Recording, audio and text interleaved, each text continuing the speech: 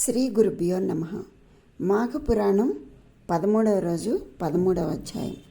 శుక్లాంబరధరం విష్ణుం శశివర్ణం చతుర్భుజం ప్రసన్నవదనం ధ్యాయేత్ సర్వవిఘ్నోపశాంతయే. ఈ అధ్యాయంలో మనకి ఏం తెలియచేస్తున్నారు?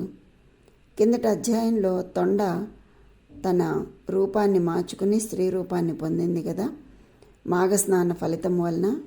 అప్పుడు దేవతలు ఆ స్త్రీని అడిగారు, నువ్వు ఎవరువు అని అడిగినప్పుడు ఆమె ఈ విధంగా చెప్తోంది. ఆ కథని గృష్ణమద ముని జహ్ను మహర్షితో చెప్తున్నాడు. దేవతలు ఈ విధంగా ఆ సుందరవనితను అడుగగా ఆమె పరమానందంతో, దేవతలారా, నా చరిత్రను శాంతంగా వినండి, చెప్పెదను అని ఈ రీతిగా చెప్పను ప్రారంభించింది. నేను కాశ్మీర దేశమున సుశీలుడు అను బ్రాహ్మణుని కూతురును. నా తండ్రి నన్ను ఒక విప్రునికి ఇచ్చి పెండ్లి చేసెను. పెండ్లి అయిన 4వ దినమందే నా భర్త పిడుగుపడి చనిపోయాను. నన్ను చూచి నా తల్లిదండ్రులు విచారించరి. పిమ్మట పండితుడైన నా తండ్రి విచార మనస్కుడే, మనుష్య జన్మమే కష్టము, అందున ఆడజన్మ మిక్కిలి కష్టము, అందున బాల్యమందు వైధవ్యమును పొందుట మరీ కష్టము, భర్త లేని పుత్రికను చూచుచుండుట బహు దుఃఖభాజకమై ఉన్నది. కనుక నేను ఈమెను నా బంధువుల వద్ద ఉంచి నేను అరణ్యములందు ఉండగలను అని తలంచి కుమార్తెను బంధువుల ఇంట విడిచి తాను భార్య ఇద్దరం కలిసి అరణ్యమునకు పోయిరి. ఆ విధంగా కొంతకాలము గడిచిన పిమ్మట యోగము చేత తన శరీరాన్ని విడిచి మోక్షమును పొందిన. నేను బంధువుల ఇంట ఉండి సదా కష్టజీవినై కుమారులు కానీ, స్నేహితులు కానీ, బంధువులు కానీ, సహాయులు కానీ లేక నిత్యము భిక్షాటనము చేసి జీవితమును గడుపుచుంటిని. అందువలన శుచియగు అన్నమును తినజాలకుంటుని, ఎప్పుడునూ చెద్దన్నమునే తినుచుంటుని. చిల్లరగా వస్తువులను అమ్ముట వలన చిల్లరగా వస్తువులు కొని అమ్మేదన్నమాట. ఈ విధంగా అమ్మటం వలన కొద్దిగా సొమ్ము సంపాదించి తిని ఎప్పుడు ఒకరు తినగా మిగిలిన దానినే తిని సంతృష్టిపడుచు ఉండేదాన్ని. నేనెప్పుడునూ ప్రాతకాలమున స్నానం చేయలేదు. చద్ది అన్నమును తప్పక తినుచుంటిని. శ్రీహరిని ఎన్నడూ స్మరించలేదు. హరికథ వినటం అనగా ఏమో తెలియదు. కలలోనైనను పుణ్యతీర్థ సేవ చేయలేదు. జిహ్వచాపల్యము గలదాన్ను అవుటయే నేను ఏకాదశి తిథి యందు, అంటే ఏ ఏకాదశి తిథి ఎందైనను కూడా ఉపవాసము కానీ ఏకభుక్తము కానీ చేయలేదు. హరిభక్తులు ఏకాదశి వ్రతము ఆచరించి జాగరణము చేయుచున్నంత నేను వారిని చూసి పరిహసించి నిందించేదానను. నాకిష్టులైన వారిని నన్ను ధర్మమును పుణ్యమును చేయమని చెప్పిన అట్లు చేయకపోతే కాక మాయోపాయం చే వారిని తప్పించి కోపంతో తిడుతూ ఉండేదానిని. తిరిగి వారు నన్ను తిట్టేవారు. ఇట్లు రాత్రింబవళ్ళు అనేక రీతిగా ధనమును సంపాదించి తిని, కానీ ఇతరులకు కొంచెమును కూడా ఉపకారమును చేయలేదు, దాన ధర్మములు చేయలేదు. ఈ విధముగా భిక్షాన్నమును తిని ధనమార్జించి ఆ ధనమును పెంపొందించి సంతోషముగా ఉంటిని. విధవనైనను తల వెంట్రుకలను పెంచుకొని నా ఇచ్చవచ్చినట్లు స్వేచ్ఛానువర్తినై తిరుగుతూ ఉండేదాన్ని. తెల్లని వస్త్రమును కట్టుకుని ప్రతి ఇంటికి తిరుగుతూ సంతోషముతో సరసములాడుచు మన్మథ బాధాపీడితురాలనై కామకేళి లాలసనై జారిణిని అయితిని. నేను కామోద్రేకముచే యవ్వనవంతుడకు ఒక వయసుని చూచి కామించి వానితో రహస్యముగా, అందగాడ, నాతో రమింపకోరితివేని, ఈ రాత్రి నా ఇంటికి రమ్ము, అందుకు అభ్యంతరము లేదు అని చెప్పగా ఆ కోమటియు రాత్రి నా ఇంటికి వచ్చెను. ఆ రాత్రి అంతయు మన్మధోద్రేక జనితములకు పలుకుల చేత సరస సల్లాపములాడుచు తనివిదీర అతనితో సంభోగించి తిని విధవనైనను కామోద్రేకంచే అట్లు ఆచరించి రాత్రంతయు క్షణముగా గడిపి తిని. రహస్యముగా సంచరించు ఆ కోమటి సూర్యోదయము కాగానే తన ఇంటికి వెడలిపోయిను.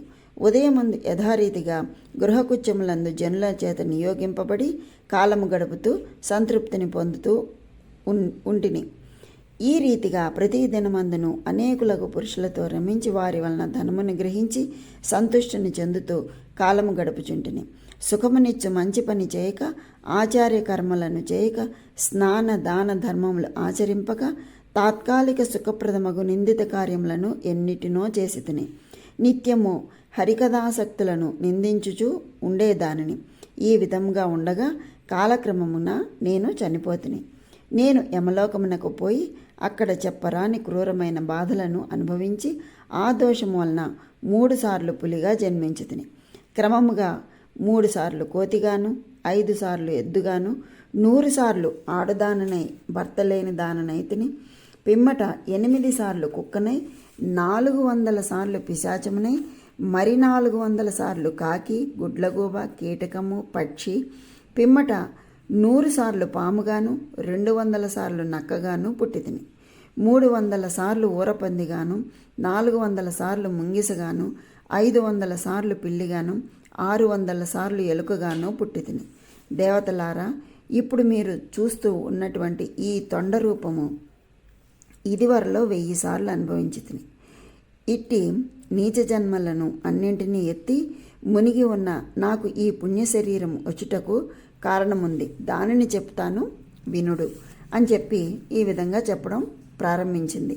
ఇట్లు నేను బాలవితంతువై బాధపడు స్త్రీ జన్మలనెత్తి మహావైశాఖ మాసమునందు పగలు 12 గంటలకు ఒకానొక పర్వదినమందు మార్గాయాసమున బడలి వచ్చిన ఒక బ్రాహ్మణునకు నా ఇంటగల చద్ది అన్నమును భోజనం పెట్టి తిని. చూడండి ఎంత చిన్న పని చేసిందో, ఆ పనికే ఎంతటి అనుగ్రహాన్ని పొందిందో. ఈ కారణం చేతనే మీరు ఈ విధంగా నన్ను అనుగ్రహించి నాకు కలిగిన దుర్యోని దోషముల నుండి తప్పించి ముక్తిని కలుగచేసిరి. జహ్ను మహర్షి దేవతలు ఈ విధంగా ఆమె పలుకులు విని ఆశ్చర్యాన్ని పొందారు. పిమ్మట ఆమెను వారిలో ఒకరు పెండ్లాడిరి. పాప పరిపూర్ణ అగు శరీరము గల ఆ తొండ మాఘమాసమున నీటి బిందువుల చేత ఉదయమందు తడుపబడుటచే ఆ శరీరమును విడిచి దివ్యమైన సుందర స్త్రీ రూపము దాల్చి దేవతా ప్రియురాలు అయ్యింది. అంటే ఎంత ఆ నీటి బిందువులు పడితేనే అంత ఫలితం వచ్చిందనమాట. ఇంతయు కూడా మాఘస్నాన మహిమ అని మనం తెలుసుకోవలను. ఆ పిమ్మట దేవతలు తిరిగి దేవేంద్రుణ్ణి వెతకసాగిరి. ఇంద్రుడు పద్మపర్వతమందు గల గుహ నుండి గాడిద వలె కూయిచూ ఉండెను.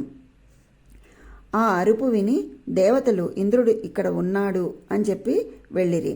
గుహలో నుండి బయటకు వచ్చి గాడిద ముఖముతో నిలబెట్టిన చెవులతో ముఖమునెత్తి అరుచుచూ ఉన్నటువంటి ఇంద్రుణ్ణి చూశారు.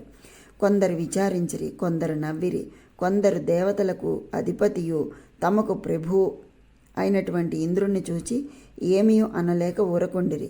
గాడిద ముఖముతో ఉన్న ఇంద్రుడు కూడా దేవతలను చూసి సిగ్గుతో మరలా గుహలోనికి వెళ్ళిపోయాను. సిగ్గుచేత ఇంద్రుడు తన పాపమును తలుచుకొనుచు విచారముతో వారిని చూడలేక గుహలో ఉండగా దేవతలు కూడా ఇంద్రుణ్ణి వెంబడించి పరిగెత్తిరి. ఇంద్రుడు వారికి కనిపించక ఆ గుహాంధకారమున అదృశ్యుడయ్యను. కానీ దేవతలు వెతికి ఇంద్రుణ్ణి గుర్తించి, ఇంద్ర, మేము దేవతలము, నీకు భయము లేదు. నీ పాప కారణమును శ్రీహరి వలన తెలుసుకొని నీ గాడిద ముఖమును పోగొట్టి నీకు సుఖమును కలిగించుటకు సంకల్పించి నిన్ను వెతుకుచూ ఇక్కడికి వచ్చితిమి అని చెప్పి దగ్గరకు పోయి ఇంద్రుణ్ణి పట్టి వారందరూ కలిసి గుహ బయటకు వచ్చిరి. ఇంద్రుడి శక్తి లేక బహు కష్టంతో గాడిద ముఖముతో సిగ్గుచే తల వంచుకుని నెమ్మదిగా తుంగభద్రా నది సమీపమున చేరెను. మకర రాశి యందు సూర్యుడు ఉండగా మాఘమాసమున శుద్ధ పాడ్యమి మొదలుకొని పాపములను పోగొట్టు 30 దినములు పాప నివారణమునకై ఇంద్రుడు దేవతలతో కూడుకొని తుంగభద్రా నదీ తోయములందు స్నానము చేసెను. దేవేంద్రుడు ఈ స్నాన ప్రభావం వలన బ్రాహ్మణుని శాపం నుండి విముక్తుడై పాపం నుండి విడివడి గాడిద ముఖమును విడిచి సుముఖము కలవాడై ఉండగా దేవతలు అందరూ అతన్ని చూచి ఎంతో సంతోషముతో అతనిని పొగిడిరి. అప్పుడు ఇంద్రునకు స్వర్గమునకు పోగలిగిన శక్తి కలిగినది. అందువలన ఇంద్రుడు తన దేవతా సమూహంతో స్వర్గలోకమునకు వెడలెను. జహ్ను, వింటివా? ఈ స్నాన మహిమ వలన వికారవదనుడైన దేవేంద్రుడు పాప విముక్తుడై వికారవదనమును వదలెను. కనుక ఈ మాస మహిమను నీకు చెప్పితిని. ఈ మాసమందు స్నానము చేసిన పుణ్యాత్ములు ఈ లోకమందు అనేక సుఖములను అనుభవించి అంతమందు శ్రీహరి సాన్నిధ్యమును చేరుదురు.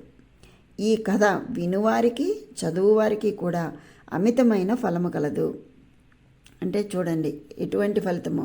ఈ కథ విన్నవాళ్ళకి చదివే వాళ్ళకి కూడా అమితమైన ఫలితం కలుగుతుందట. పూర్వకాలమున పంపానదీ తీరమున భయంకరాకారుడైన ఒక పిశాచము ఈ మాసము యొక్క మహిమను తెలుపు పురాణమును విని పాప విముక్తుడాయను. కనీసం పురాణమన్నా వినమని చెప్తున్నారు. ఆ ఒక్కటి విన్నా కూడా ఎంత ఫలితమో మనకి ఇందులో తెలియచేస్తున్నారు. ఇది స్కాంద పురాణాంతర్గతమగు మాఘ పురాణంలో 13వ అధ్యాయం సంపూర్ణం. ఆ విష్ణుమూర్తి యొక్క అనుగ్రహం అందరికీ కలగాలని కోరుకుంటూ స్వస్తి.